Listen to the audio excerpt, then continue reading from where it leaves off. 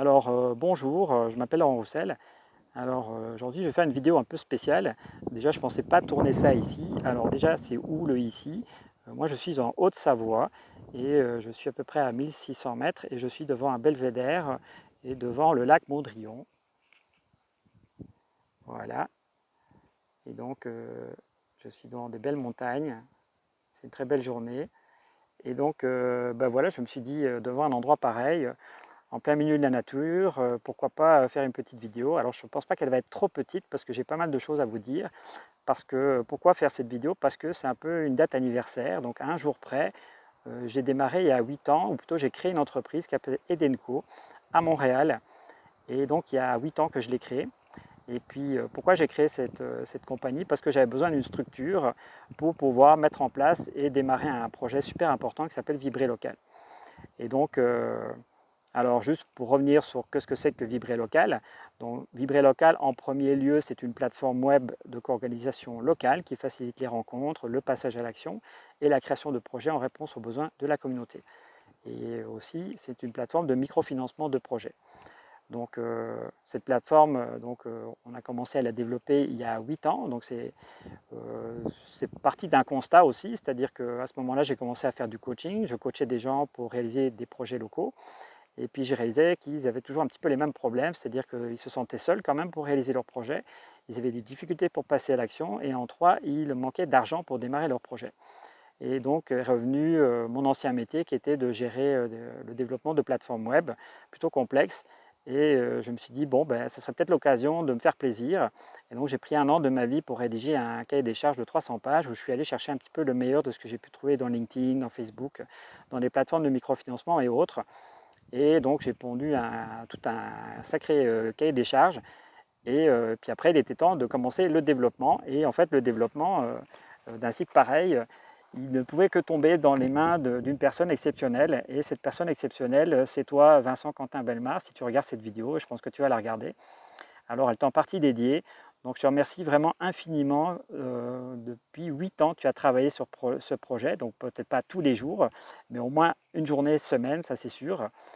Et tu as relevé tous les défis techniques, fonctionnels que j'avais imaginés à l'époque. Et vraiment chapeau, parce que non seulement tu les as relevés, ces défis, mais en plus, bien souvent, tu avais la capacité d'amener les choses encore plus loin et de mieux faire encore les choses que ce que j'avais imaginé. Et donc, vraiment bravo. Et donc là, il y a à peu près une semaine, on a donné encore un grand coup dans le travail. On a travaillé un mois à fond pour pouvoir finaliser la grande première partie du site de Vibrer Local, la première grande étape. Donc là, il reste encore quelques petites journées de développement, mais le plus gros est fait largement. Et aujourd'hui, on a vraiment quelque chose, on a un outil important. Et c'est pour ça que je fais aussi cette vidéo, c'est pour parler que Vibrer Local, ce n'est pas juste une plateforme web, c'est beaucoup plus que ça. Et ce beaucoup plus, je voulais quand même en prendre encore quelques minutes pour vous en parler.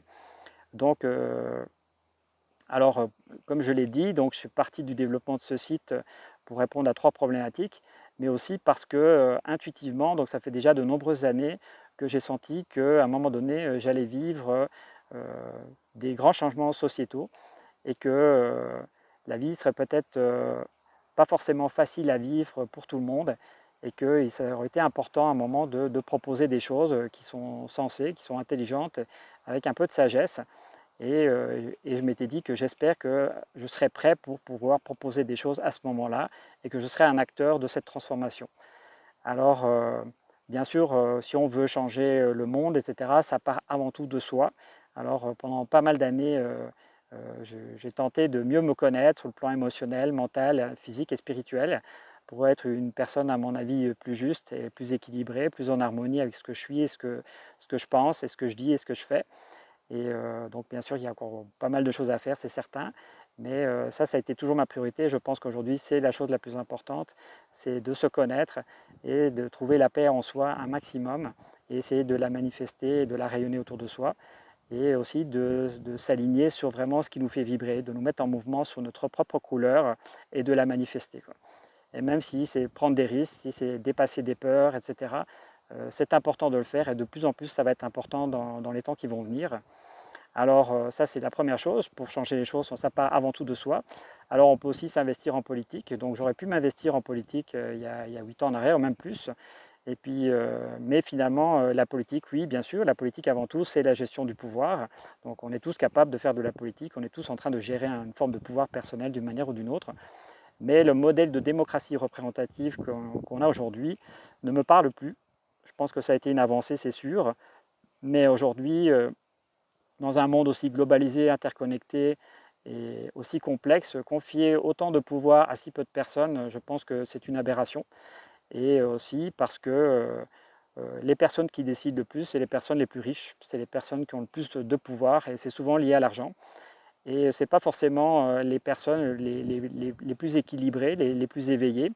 Elles, sont, elles ont certaines idées, et puis, mais ce n'est peut-être pas les meilleures idées qui soient, notamment au niveau de, de l'égalité, de l'équité, au niveau de trouver un équilibre au niveau naturel, notre environnement naturel, etc. Et donc malheureusement, ces personnes-là influencent considérablement le monde politique aujourd'hui, et donc leur marge de manœuvre est quand même fortement limitée. Alors quand on parle d'un programme, et puis quand on voit la réalité, ben souvent on est quand même très déçu. Et donc je pense que ça, c'est pas prêt de s'améliorer. Au contraire, je pense que ça va empirer.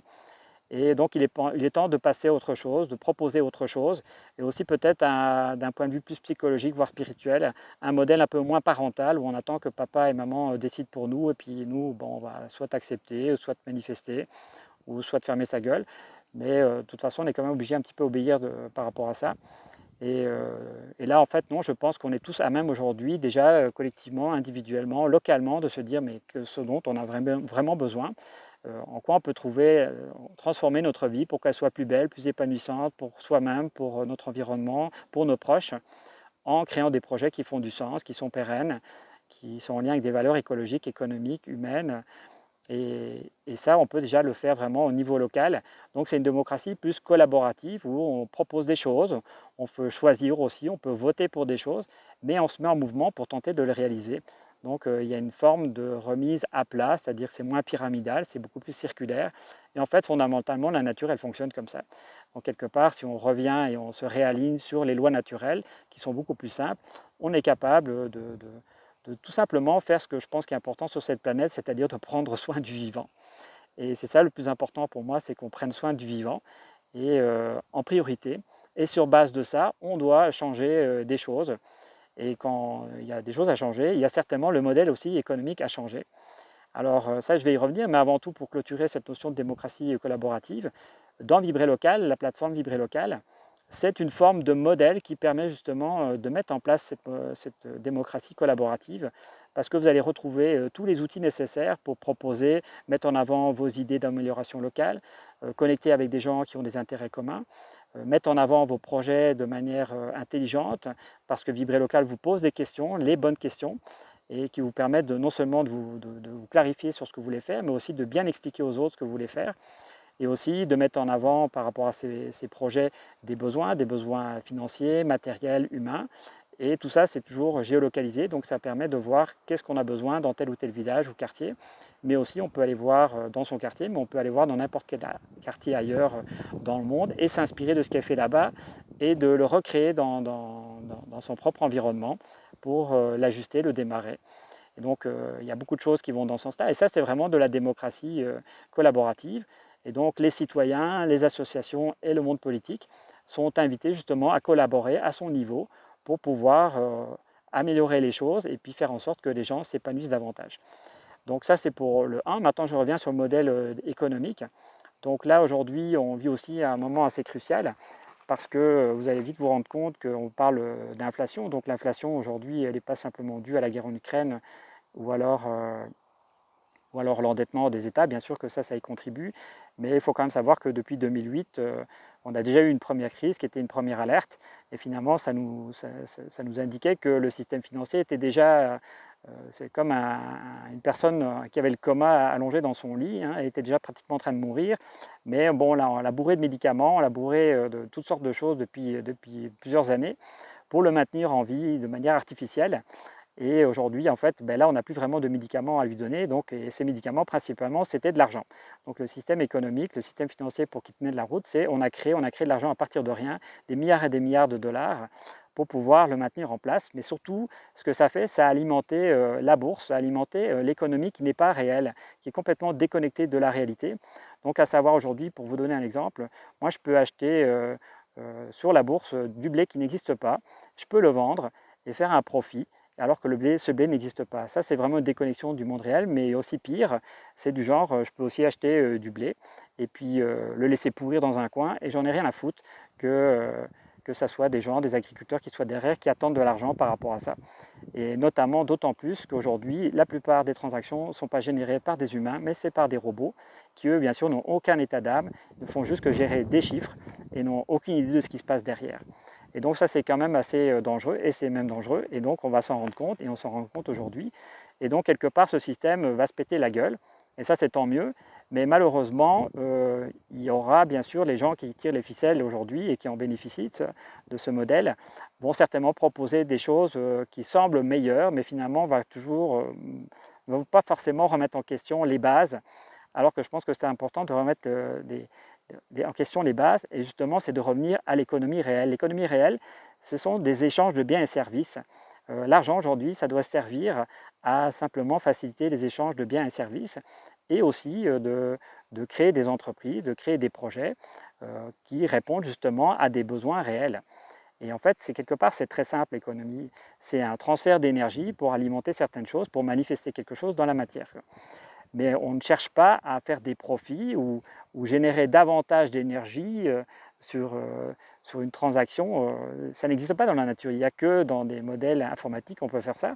Mais dans le monde réel, l'énergie, elle circule, elle voyage, elle se transforme, mais de manière équitable. Et donc parce qu'on vit sur une planète avec des ressources limitées, et donc on ne peut pas créer des choses comme ça à l'infini comme on le fait aujourd'hui, et notamment on crée aujourd'hui de l'argent à partir de rien de manière infinitésimale quasiment. Donc voilà, je ne vais pas faire trop technique, mais ce modèle donc, va se péter la gueule, et donc dans Vibrer Local aussi, on y a pensé, et donc c'est-à-dire que vous pouvez faire du financement de projets locaux, et notamment en faisant tout simplement des dons sur des projets qui vous intéressent. Donc vous faites des dons en euros ou en dollars, mais en retour, vous allez recevoir la même contrepartie. Donc par exemple, si vous faites un don de 20 euros ou 20 dollars, vous allez recevoir 20 vibes. Et ces vibes vont vous permettre de faire des échanges, de faire du troc de biens et services au sein même du réseau, Vibrer Local. Et puis, donc, ça a une double utilité. Donc ça, c'est quelque chose de plutôt neuf. Et ça finance l'économie réelle. De nouveau, ce sont des biens et des services qui existent véritablement. Mais en même temps, on peut très bien imaginer qu'on peut organiser des cagnottes régionales où les gens mettent de l'argent sur certaines cagnottes régionales pour financer des projets. Et on peut aussi imaginer qu'à travers les transactions qui sont générées avec le VIPES, on pourrait aussi mettre de côté de l'argent pour non plus financer des projets des citoyens, mais aussi pour donner un petit revenu de base aux différents citoyens, pour avoir un petit matelas sur le côté, pour se dire, ben voilà, avec ces VIPES, je peux les échanger pour faire des biens et services. Et donc ça va me permettre d'avoir un peu plus de temps, de moins travailler, de me réaligner, de faire des cours qui sont importants pour moi. Et quelque part, c'est à ça que ça peut servir un revenu de base, c'est couvrir les revenus de base pour sortir de l'état d'urgence dans lequel aujourd'hui la société nous plonge, oui, qui nous empêche quelque part de manifester véritablement notre plein potentiel, et parfois de faire des jobs un peu débiles qu'on appelle des jobs alimentaires. Et je pense qu'il y a énormément de monde aujourd'hui, et moi-même j'ai été comme ça dans ce cas, à faire un job alimentaire.